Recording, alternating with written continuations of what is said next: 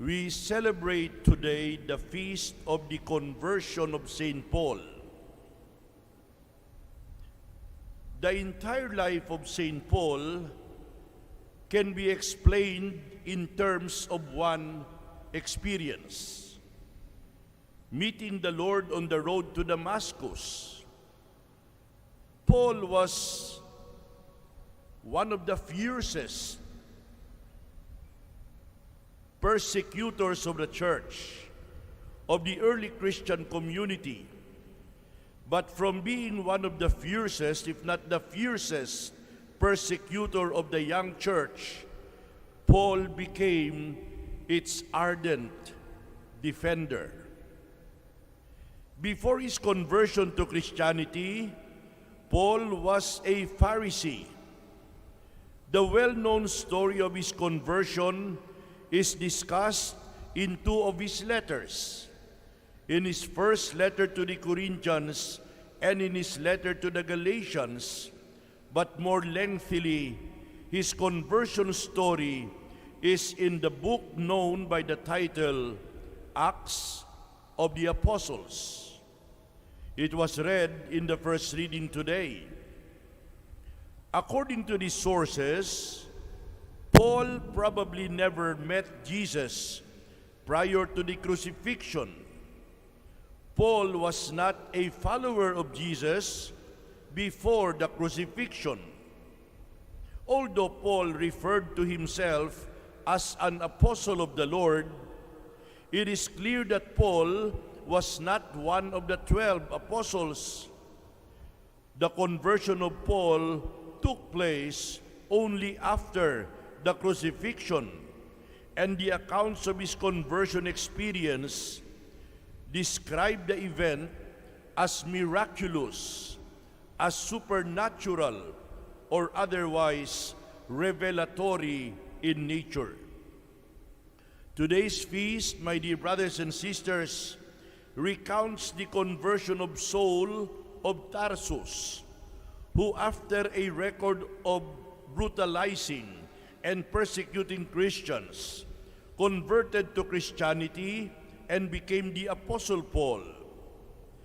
While on the road to Damascus to annihilate the Christian community there, Saul said he was blinded by a brilliant light, and he heard the voice of the Lord saying, "Saul, Saul, why are you persecuting me?" And Saul asked, "Who are you, sir?" And there was a voice that said, "I am Jesus, whom you are persecuting." Saul's traveling companions heard the voice also, but they did not see anyone, and when Saul stood up, he was already blind. Saul's companions led him to Damascus, and for 3 days he was blind. He neither ate nor drank. Saul was cured and attended by a disciple named Ananias. Saul's vision was restored after something like scales fell from his eyes. Saul was baptized. He became a Christian.